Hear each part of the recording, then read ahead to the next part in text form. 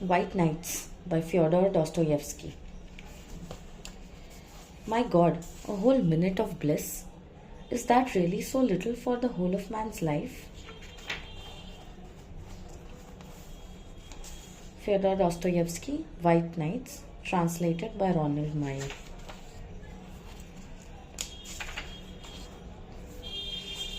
White Nights, a sentimental love story from the memoirs of a dreamer.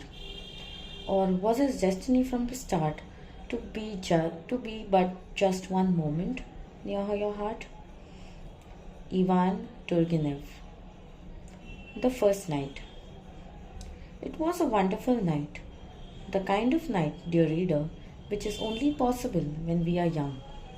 The sky was so starry, it was such a bright sky that, looking at it, you could not help but ask yourself, is it really possible for bad-tempered and capricious people to live under such a sky?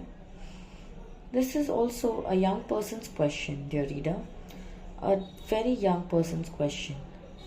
But may the Lord ask it of your heart more often.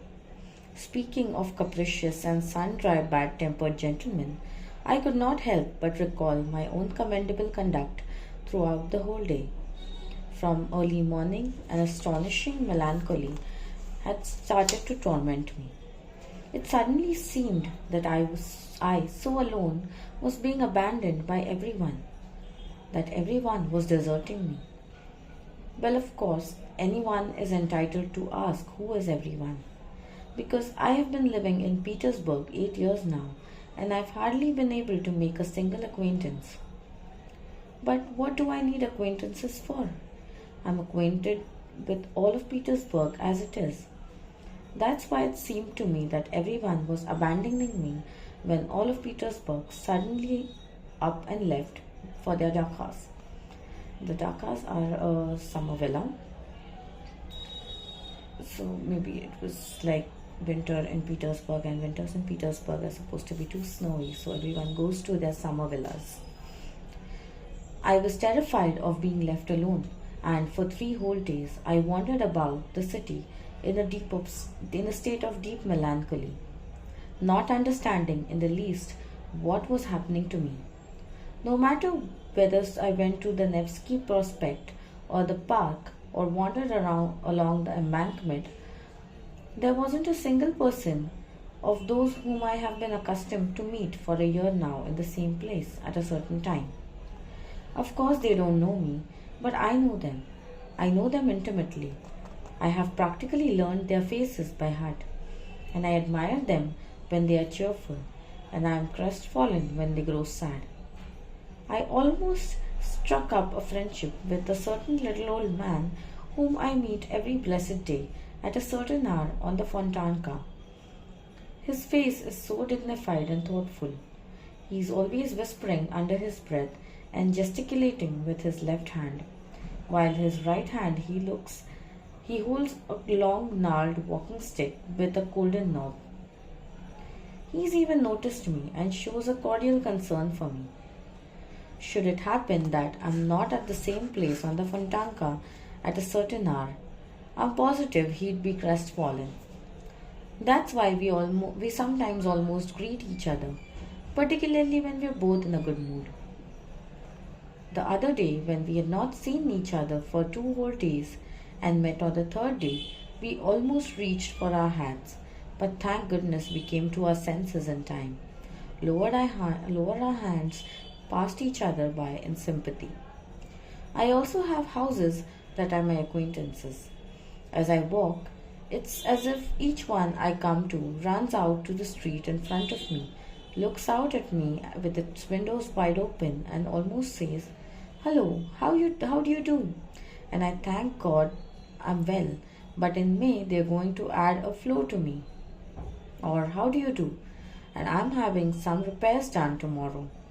Or, "I almost burned down and I was so scared," and so forth. I have favorites among them. Some are intimate friends. Some of them intends to be treated by an architect this summer. I'll make it a point to drop by every day so that, God forbid, they don't kill it in the process. But I will never forget what happened to a certain very pretty, light pink little house. It was such a sweet little stone house. It looked at me so cordially and so haughtily at its ungainly neighbors that my heart would rejoice when I chanced to walk past. Suddenly, last week, I was walking down the street, and upon turning to look at my friend, I heard a plaintive cry. But they are going to paint me yellow, the scoundrels, barbarians. They spared nothing, neither the columns nor the cornices, and my friend had turned as yellow as a canary. I almost had an attack of jaundice myself, and to this day I do not have the strength to see my poor disfigured friend who was painted the color of the celestial empire. So now you understand, reader, how acquainted I am with all of Petersburg. I have already said that for 3 whole days I was tormented with anxiety until I guessed the reason for it. And on the street I was in a bad way. This one's gone, that one's gone, where so and so got to. And I wasn't myself at home either. For 2 evenings I tried to put a finger on what it was I found wanting in my room. Why was I so uncomfortable staying there? And with bewilderment I examined my green sooty walls and the ceilings from which hung a cobweb that Matrona had been cultivating with such restoring success. I looked all over my furniture, examined every chair, wondering if that was the problem. Because I'm not myself if even one chair isn't in the same place as it was the day before. I looked out the window, but it was all in vain. I didn't feel any better. I even took it into my head to summon Matrona and gave her there and then a fatherly reprimand for the cobweb and for her slovenliness in general. What is slovenliness?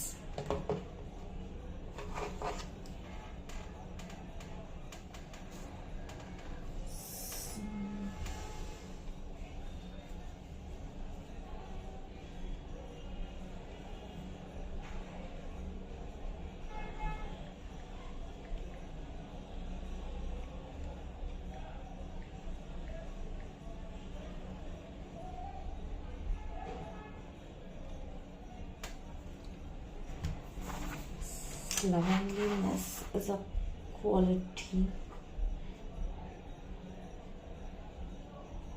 of being untidy, dirty in general. But she merely looked at me in amazement and walked away without a word in response, so that the cobweb hangs there safe and sound to this day. It was only this morning that I finally guessed what the matter was. Oh, why? They're all making off to their dakas and leaving me behind. Forgive the trivial style, but I'm not up to lofty turns of speech. Because you see, everybody in Petersburg had either moved or is moving to their daka. Because after hiring a cab, every venerable gentleman of a solid appearance was immediately transformed before my eyes into a venerable father of a family, who, after his daily official duties, sets off without luggage to the bosom of his family at the Dakha. Because every passer-by now has quite special air about him, which all but says to every person he meets, "Gentlemen, I'm only here in passing, but in 2 hours I'm leaving for my Dakha." If windows opens upon which slender figures as white as sugar had just drummed, and out leans the head of a pretty girl, who calls to a peddler with jugs of flowers, I immediately there and then imagine that these flowers are being bought not simply so as to take pleasure in the spring in flowers in a stuffy city apartment, but because everybody is moving to their Dakha and they'll be taking the flowers with them. Moreover, I had already made such strides in my new special sort of discovery that I could already unerringly identify on the basis of appearance alone where the dacha was located. The residents of Kamenny and Aptekarsky Islands or of the Peterhof Road were distinguished by the studied elegance of their movements, their foppish summer suits, their handsome carriages that brought them to the city. The inhabitants of Pargolovo and further out at first glance inspired one with their prudence and respectability. The visitor to Krastovsky Island was distinguished by his unruffled cheerful air. Whether I managed to run into a long procession of carters holding the reins as they lazily walked alongside their carts loaded with whole mountains of furniture of every description, chairs, tables, couches, both Turkish and non-Turkish, and other household goods and chattels, on which, on top of everything, frequently would be sitting at the very summit of the load, the wizened cook, keeping watch over her master's goods as the apple of her eye. Whether I looked at the boats heavily laden with household utensils as they glided down the Neva or the Fontanka or the Chernaya River or the islands, the carts and boats increased tenfold, a hundredfold, before my very eyes. It seemed as though everything had up and left, that whole caravans had moved to the dacha. It seemed that all of Petersburg threatened to turn into a desert, so that in the end I became ashamed, hurt, and sad. I had absolutely nowhere to go and no reason to go to a dacha.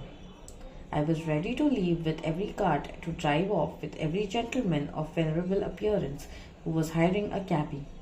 But no one, absolutely no one, invited me. It was as if I indeed was a stranger to them.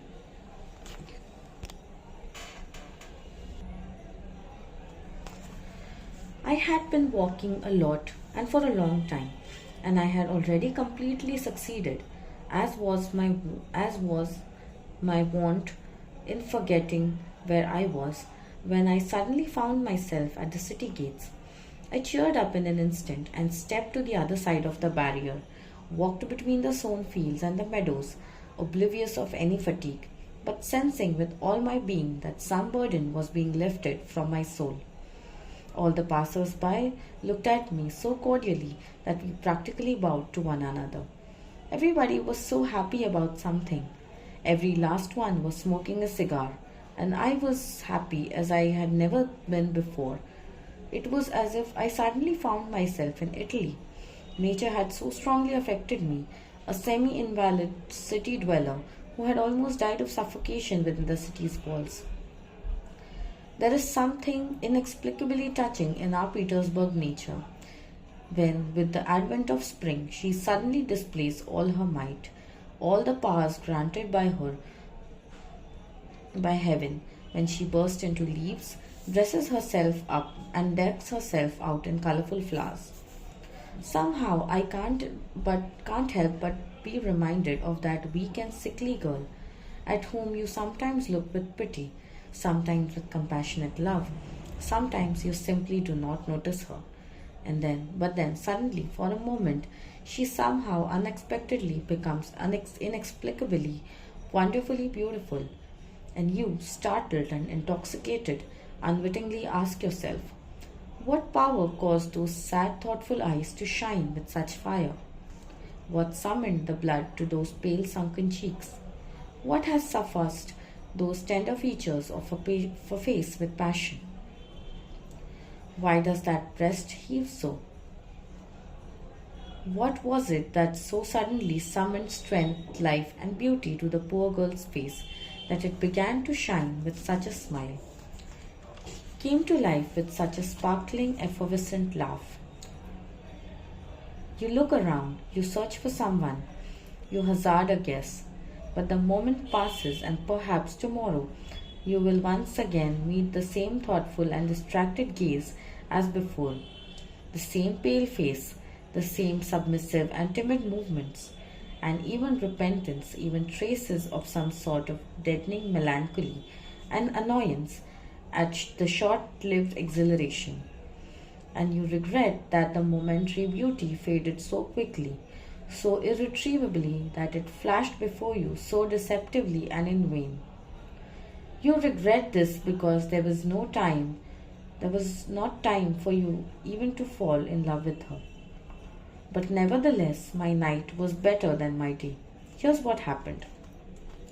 I arrived back in the city very late, and it had already struck 10 o'clock as I approached my apartment. My path ran along the embankment of the canal, where at that hour you will not find a living soul. True, I live in a very remote part of the city. I was walking and singing because when I am happy, I am sure to hum something to myself. Like every other happy man who has neither friends nor good acquaintances, and who, in a joyful moment, has nobody with whom he can share his joy. Suddenly, the most unexpected adventure happened to me.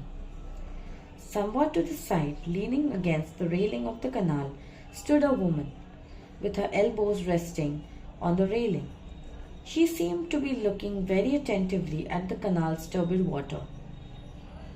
She was wearing a very pretty yellow hat and a bewitching black mantilla. She's a young girl. She just has to be a brunette, I thought. It seems she had not heard my steps. She didn't even stir when I walked past, and bated breath, and with my heart beating violently. Strange, I thought. She must be completely absorbed by something. And suddenly I stopped, rooted to the ground. I had heard a muffled sob. Yes, I hadn't been deceived. The girl was crying, and a minute later there was another whimper, and then another. My God, my heart sank. And no matter how great my timidness with women, this was hardly the time. I turned around, took a step in her direction, and would certainly have uttered the word, "Madam," but for the fact that I knew that this exclamation had already been uttered 1,000 times in our Russian society novels. That was the only thing that stopped me. But while I was searching for a word, the girl came to her senses, glanced back, recollected where she was, cast her eyes down, and slipped past me along the embankment. I set off after her at once, but when she realized this, she quit the embankment, crossed the street, and set out walking down the pavement. My heart was fluttering like a captured little bird. Suddenly, a certain incident came to my aid. On the sidewalk across the street, not far from my unknown girl, there suddenly appeared a gentleman in an evening dress, a man with a solid number of years behind him, but whose gait was anything but solid. He walked reeling and carefully, leaning against the wall. The girl, meanwhile, walked straight as an arrow, hurriedly and timidly, as girls generally do when they don't want someone to offer to see them home at night. And of course, the titular gentleman would never have caught up with her if my good fortune had not given him the idea of looking to unnatural methods. Suddenly, without saying a word to anyone, my gentleman darts off and flies as fast as his legs will carry him. And running, he catches up with my unknown girl. She was moving along like the wind, but the staggering gentleman was overtaking her. He had overtaken her. The girl cried out, and I thanked my good fortune for my excellent naughty walking stick, which suddenly happened to be in my right hand on this occasion. In an instant, I found myself on the sidewalk across the street. In an instant, the uninvited gentleman understood what was what, took into account my incontrovertible reasoning, fell silent, and dropped behind. And only when we were already quite far did he reproach me in rather energetic terms. But his words scarcely reached us. "Give me your hand," I said to my unknown girl, "and he won't dare to bother us any more." In silence, she gave me her hand, which was still trembling from nervousness and fright. Oh, unbidden gentleman, how grateful I was to you at that moment. I cast a cursory glance at her. She was very pretty, and a brunette. I had guessed right. On her black eyelashes still shone the tears of a recent fright or formerly sorrow. I had guessed right. On her black eyelashes still shone the tears of a recent fright or former sorrow. I don't know which, but on her lips a smile already sparkled. She also cast a furtive glance at me, blushed and looked down. Now then, you see, why did you drive me away? If I had been there, nothing would have happened. But I didn't know you. I thought that you too. But do you really know me now? A little bit. Now then, for example, why are you trembling? Oh, you guessed right from the very first. I answered, delighted that my girl was clever. That it's never a bad thing where beauty is concerned. Yes, you guessed from the very first glance the sort of person you're dealing with. Yes, it's true. I'm timid with women. I'm nervous. I won't deny it. No less than you were a moment ago. When the gentleman frightened you, I'm frightened now. It's like a dream, but even in my dreams, I never guessed I would ever talk with a woman. What? Really? Yes, if my hand is trembling, then it's because such a pretty small hand like yours has never clasped it before. I've grown quite unused to women. That is, I never became used to them. You see, I'm alone. I don't even know how to talk to them.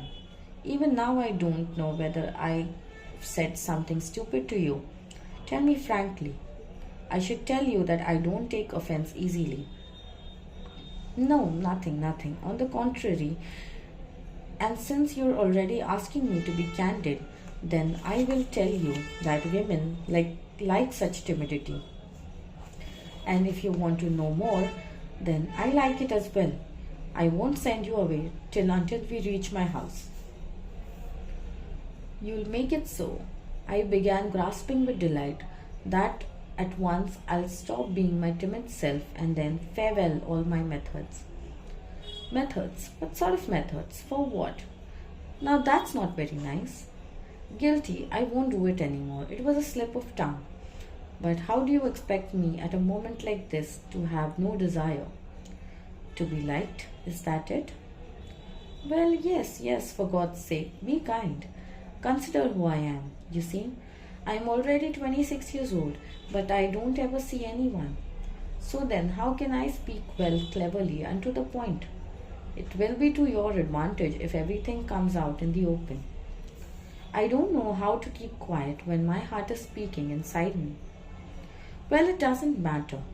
Believe it or not a single woman, ever. No acquaintances at all. And all I dream of every day is that at long last I will finally meet someone. Oh, if only you knew how many times I've fallen in love like that. But how? With whom? Why with nobody? With an ideal, with the one I see in my dreams. I create entire love stories in my dreams. Oh, you don't know me. It's true, of course. I couldn't help meeting 2 or 3 women. But what sort of women were they? They were all landladies or something like that. But I'll make you laugh even when I tell you that several times I have thought up of striking up a conversation just like that, without ceremony, with some aristocratic lady on the street when she is alone. It goes without saying to speak, of course, timidly, respectfully, deferentially, ardently to say that I am perishing all alone, so that she wouldn't drive me away, so that I don't have the means to get to know any woman, to suggest to her that a woman is duty bound not to spurn the timid entreaty of such an unfortunate man as I. That in the end all I'm asking her for is merely to say a few brotherly words to me, with sympathy, not to drive me away at the very first moment, to take me at my word, to listen to what I have to say, to laugh at me if she likes, to give me hope, to say a few words to me, just a few words, even if we never meet again afterwards. You're laughing, but then that's why I'm telling you.